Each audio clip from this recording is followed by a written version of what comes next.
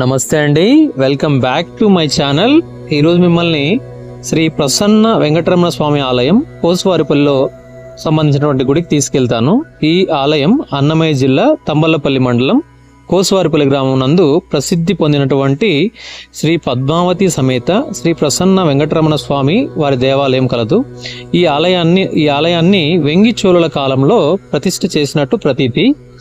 ఈ దేవాలయం శాలివాహన శకం 1400 నుంచి 1462 సంవత్సరంలో శ్రీ అచ్యుతరాయుల కాలంలో శ్రీ కంబం తిమ్మరాయని వెంకటాద్రి నాయుడు గారు కట్టించారు. ఈ ఆలయం ధూప దీప నైవేద్యములకు గాను అమృతకళ గోడుగుబ్బ అను గ్రామాలను సర్వ మాన్యంగాను ఇచ్చినట్లు శాసనంలో ఉంది.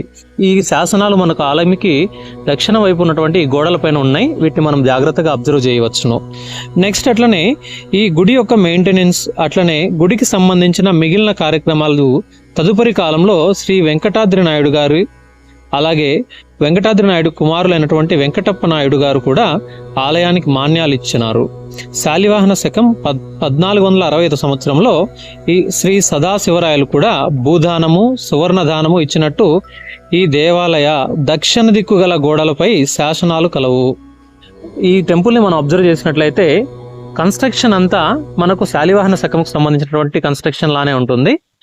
ఈ గుడి యొక్క బయట వైపు ఉన్నటువంటి నిర్మాణం కావచ్చు, లోపల వైనటువంటి నిర్మాణం కావచ్చు, మనకు చూడడానికి తిరుమల యొక్క కన్స్ట్రక్షన్ కి దగ్గరగా ఉంటుంది. అలాగే అప్లాయిగుంట కావచ్చు, శ్రీనివాస మంగాపురం కావచ్చు, వాటి యొక్క కన్స్ట్రక్షన్స్ తో పోలి